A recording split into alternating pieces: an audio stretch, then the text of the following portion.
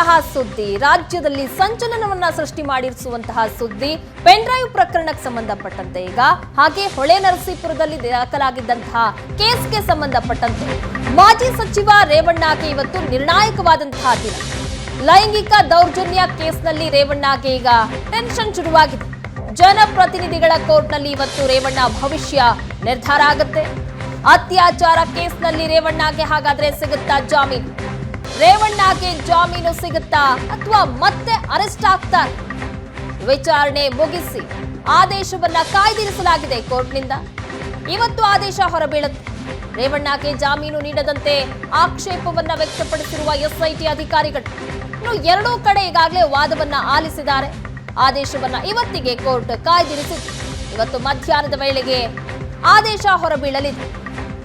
ಹೊಳೆ ನರಸೀಪುರದಲ್ಲಿ ದಾಖಲಾಗಿದ್ದಂತಹ ಲೈಂಗಿಕ ದೌರ್ಜನ್ಯ ಕೇಸ್ಗೆ ಸಂಬಂಧಪಟ್ಟಂತೆ A1 ಆರೋಪಿ ರೇವಣ್ಣ ಅವರು. ಹಾಗಾಗಿ ಇವತ್ತು ಜಾಮೀನಿನ ವಿಚಾರ ಏನಾಗುತ್ತೆ ಅನ್ನೋದು ಸಾಕಷ್ಟು ಕುತೂಹಲಕ್ಕೆ ಕಾರಣ ಆಗಿದೆ. ಈಗಾಗಲೇ ವಾದ ಪ್ರತಿವಾದವನ್ನ ಆಲಿಸಲಾಗಿದೆ. ಇವತ್ತು ಆದೇಶವನ್ನ ಕಾಯ್ದಿರಿಸಲಾಗಿತ್ತು. ಇವತ್ತು ಮಧ್ಯಾಹ್ನದ ವೇಳೆಗಾಗಲೇ ಹೊರಬೀಳುತ್ತೆ ಆದೇಶ. ಜಾಮೀನು ಸಿಗುತ್ತಾ ಅಥವಾ ಮತ್ತೆ ಅರೆಸ್ಟ್ ಆಗ್ತಾರಾ ರೇವಣ್ಣ ಅನ್ನೋದೇ ಈಗ ಸದ್ಯದ ಕುತೂಹಲ. ಲೈಂಗಿಕ ದೌರ್ಜನ್ಯ ಕೇಸ್ನಲ್ಲಿ ರೇವಣ್ಣಗೆ ಟೆನ್ಷನ್. ಕಿಡ್ನಾಪ್ ಪ್ರಕರಣದಲ್ಲಿ ಈಗಾಗಲೇ ಅರೆಸ್ಟ್ ಆಗಿ ಜೈಲು ಪಾಲಾಗಿ ಎಸ್ಐಟಿ ವಿಚಾರಣೆಯನ್ನ ಎದುರಿಸಿ 10 ದಿನಗಳ ಕಾಲ ಬಂಧನದಲ್ಲಿದ್ದು ಹೊರಬಂದಂತಹ ರೇವಣ್ಣ ಅವರು ಈಗ ಲೈಂಗಿಕ ದೌರ್ಜನ್ಯ ಪ್ರಕರಣದಲ್ಲಿ ಜಾಮೀನು ಪಡಿತಾರಾ ಅಥವಾ ಅರೆಸ್ಟ್ ಆಗ್ತಾರಾ ಅನ್ನೋದೇ ಸದ್ಯದ ಕುತೂಹಲ. ಈ ಬಗ್ಗೆ ಡೀಟೇಲ್ಸ್ ಪಡೆಯೋಣ. ನಮ್ಮ ಪ್ರತಿನಿಧಿ ರಮೇಶ್ ಈಗ ಸಂಪರ್ಕದಲ್ಲಿದ್ದಾರೆ. ರಮೇಶ್, ಮಾಜಿ ಸಚಿವ ರೇವಣ್ಣ ಪಾಲಿಗೆ ಇವತ್ತು ನಿರ್ಣಾಯಕ ದಿನ ಅಂತಲೇ ಹೇಳ್ಬೋದು. ಇವತ್ತಿನ ಈ ಪ್ರಕರಣಕ್ಕೆ ಸಂಬಂಧಪಟ್ಟಂತೆ ಜಾಮೀನು ಸಿಗುವಂತಹ ಸಾಧ್ಯತೆಗಳಿದೆಯಾ? ಈಗಾಗಲೇ ವಾದ ಪ್ರತಿವಾದಗಳು ಮುಕ್ತಾಯ ಆಗಿದೆ. ಈ ತೀರ್ಪು ಇವತ್ತಿಗೆ ಕಾಯ್ದಿರಿಸಲಾಗಿದೆ. ಸಾಧ್ಯತೆಗಳು ಏನು, ಜೊತೆಗೆ ನಂತರದ ರಿಪರ್ಕಷನ್ಸ್ ಏನಿರುತ್ತೆ ಅಂತ? ಪ್ರತಿಮಾ, ರೇವಣ್ಣ ಅವರು ಈಗಾಗಲೇ ಕಿಡ್ನಾಪ್ ಪ್ರಕರಣದಲ್ಲಿ ಜೈಲಿಗೆ ಹೋಗಿ ವಾಪಸ್ ಬಂದಿದ್ರು. ಅದಲ್ಲದೆ Hole Narasipura town police station ನಲ್ಲಿ ಅವರ ವಿರುದ್ಧ ಲೈಂಗಿಕ ದೌರ್ಜನ್ಯ ಪ್ರಕರಣ ದಾಖಲಾಗಿತ್ತು. ಆ ಒಂದು ಪ್ರಕರಣದಲ್ಲಿ ಎಲ್ಲೊಂದ್ ಕಡೆ ಎಲ್ಲವೂ ಬೇಲೆಬಲ್ ಸೆಕ್ಷನ್ಸ್ ಇದೆ ಅನ್ನುವಂತ ಒಂದು ನಿರೀಕ್ಷೆಯಲ್ಲಿ ರೇವಣ್ಣ ಅವರು ಕಳೆದ 3 ದಿನಗಳ ಹಿಂದೆ ಕೋರ್ಟ್ ಮುಂದೆ ತಾವಾಗಿಯೇ ಹಾಜರಾಗಿ CRPC 436 ಅಡಿ ಒಂದು ಜಾಮೀನನ್ನ ಕೊಡಿ ಅಂತ ಹೇಳಿ ಮನವಿಯನ್ನ ಮಾಡ್ತಾರೆ. ಆ ಸಂದರ್ಭದಲ್ಲಿ SIT ಇಲ್ಲ, ಈ ಒಂದು ಪ್ರಕರಣ ಎಲ್ಲವೂ ಜಾಮೀನು ಕೊಡುವಂತದ್ದಲ್ಲ, ಈ ಒಂದು FIR ನಲ್ಲಿ 376 ಅಂದ್ರೆ ರೇಪ್ ಕೇಸನ್ನ ಅಳವಡಿಕೆ ಮಾಡಿದ್ದೇವೆ, ಆರೋಪಿಯ ಮೇಲೆ ಗಂಭೀರವಾದಂತ ಆರೋಪ ಇದೆ, ಹಾಗಾಗಿ ಜಾಮೀನನ್ನ ಕೊಡಬಾರದು ಅನ್ನುವಂತ ಒಂದು ಆಕ್ಷೇಪವನ್ನು ವ್ಯಕ್ತಪಡಿಸಿದ್ರು. ಮತ್ತೆ ಆ ಸಂಬಂಧಪಟ್ಟಂತೆ ಸಂಪೂರ್ಣವಾದಂತ ವಾದವನ್ನ ಮಂಡಿಸಿತ್ತು. ಈ ಪ್ರಕರಣದಲ್ಲಿ ಅಂದ್ರೆ 376 ಸೆಕ್ಷನ್ಸ್ ಇರೋದ್ರಿಂದ ಮ್ಯಾಜಿಸ್ಟ್ರೇಟ್ ಕೋರ್ಟ್ ಅಲ್ಲಿ ಅಂದ್ರೆ ಈಗ ನಡೆದಂತ ಕೋರ್ಟ್ ಏನಿದೆ ಅದು ಮ್ಯಾಜಿಸ್ಟ್ರೇಟ್ ಕೋರ್ಟ್. ಆ ಮ್ಯಾಜಿಸ್ಟ್ರೇಟ್ ಕೋರ್ಟ್ ಅಲ್ಲಿ ಈ ಒಂದು ಜಾಮೀನನ್ನ ಕೊಡ್ಲಿಕ್ಕೆ ಸಾಧ್ಯ ಇಲ್ಲ, ಇದನ್ನ ಸೆಷನ್ಸ್ ಕೋರ್ಟ್ ಗೆ ಹೋಗ್ಬೇಕು ಅನ್ನುವಂತ ನಿಟ್ಟಿನಲ್ಲಿ ಒಂದಷ್ಟು ವಾದವನ್ನ ಮಂಡಿಸಿದ್ರು. ಅಂದ್ರೆ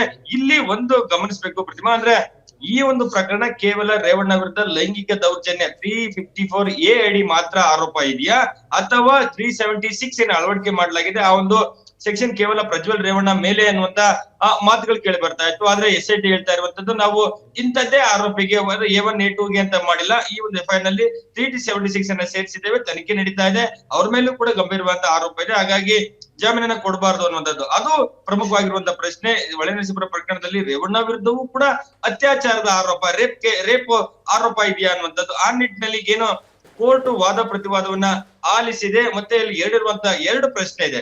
ಒಂದು, ಆ ಒಂದು ಅರ್ಜಿ ಮ್ಯಾಜಿಸ್ಟ್ರೇಟ್ ಕೋರ್ಟ್ ನಲ್ಲಿ ವಾದವನ್ನ ಮಾಡಿಸ್ಲಿಕ್ಕೆ ಅಥವಾ ಅಲ್ಲಿ ವಿಚಾರಣೆ ನಡೆಸಲಿಕ್ಕೆ ಯೋಗ್ಯ ಇದೆಯಾ ಅನ್ನುವಂತ ನಿಟ್ಟಿನಲ್ಲಿ ಒಂದು ಪ್ರಶ್ನೆ ಇದ್ದಿತ್ತು. ಆದ್ರೆ ರೇವಣ್ಣ ಪರ ವಕೀಲರು ಇದು ಬೇಲೆಬಲ್ ಸೆಕ್ಷನ್ಸ್ ಇರೋದ್ರಿಂದ ಇದು ಇಲ್ಲೇ ಅಂದ್ರೆ ಮ್ಯಾಜಿಸ್ಟ್ರೇಟ್ ಕೋರ್ಟ್ ಅಲ್ಲೇ ಆದೇಶ ಬರಬೇಕು ಅಂತ ಹೇಳಿ ವಾದವನ್ನ ಮಂಡಿಸ್ತಾರೆ. ಅದಕ್ಕೆ ಸಂಬಂಧಪಟ್ಟಂತೆ ಒಂದಷ್ಟು ಸೈಟೇಷನ್ ಕೊಟ್ಟಿರುವಂತದ್ದು. ಸೊ ಜೊತೆಗೆ SIT ಈ ಒಂದು ಗಂಭೀರವಾದಂತ ಆರೋಪ ಇದೆ, ಈ ಮ್ಯಾಜಿಸ್ಟ್ರೇಟ್ ಕೋರ್ಟ್ ನಲ್ಲಿ ಕೊಡಬಾರದು, ಅದಕ್ಕೆ ಕಾರಣಗಳೇನು ಅನ್ನುವಂತ ಒಂದಷ್ಟು ವಾದವನ್ನ ಸಂಪೂರ್ಣವಾದ ಅಂದ್ರೆ ಸುದೀರ್ಘವಾಗಿ 3 ಗಂಟೆಗಳ ಕಾಲ ವಾದ ಪ್ರತಿವಾದ ನಡೆದಿದೆ. ಸೊ ಆ ಸಂಪೂರ್ಣವಾಗಿ ವಾದ ಪ್ರತಿವಾದವನ್ನ ಆಲಿಸಿದಂತ ನ್ಯಾಯಾಧೀಶ J. ಪ್ರೀತ್ ಅವರು ಈ ಒಂದು ಆದೇಶವನ್ನ ಇವತ್ತಿಗೆ ಕಾಯ್ದಿರಿಸಿ ಇವತ್ತು ಮಧ್ಯಾಹ್ನದ ಹೊತ್ತಿಗೆ ಆದೇಶ ಹೊರಗಡೆ ಬರುತ್ತೆ.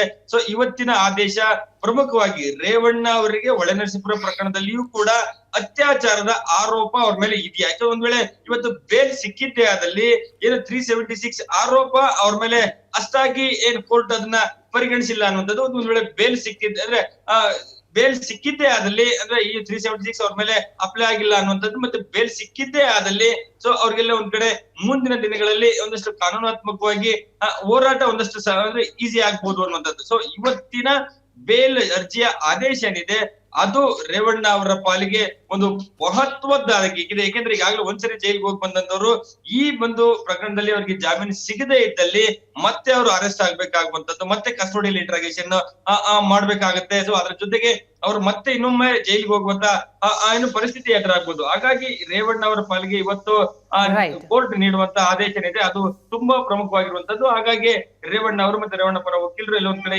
ಜಾಮೀನು ಸಿಗುತ್ತೆ ಅನ್ನುವಂತ ಒಂದಷ್ಟು ವಿಶ್ವಾಸದಲ್ಲಿ ಇದ್ದಾರೆ.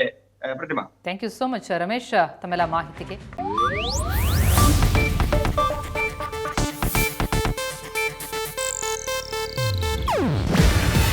ಇದು ಏಷ್ಯಾನೆಟ್ ನ್ಯೂಸ್ ನೆಟ್ವರ್ಕ್ ಪ್ರಸ್ತುತಿ.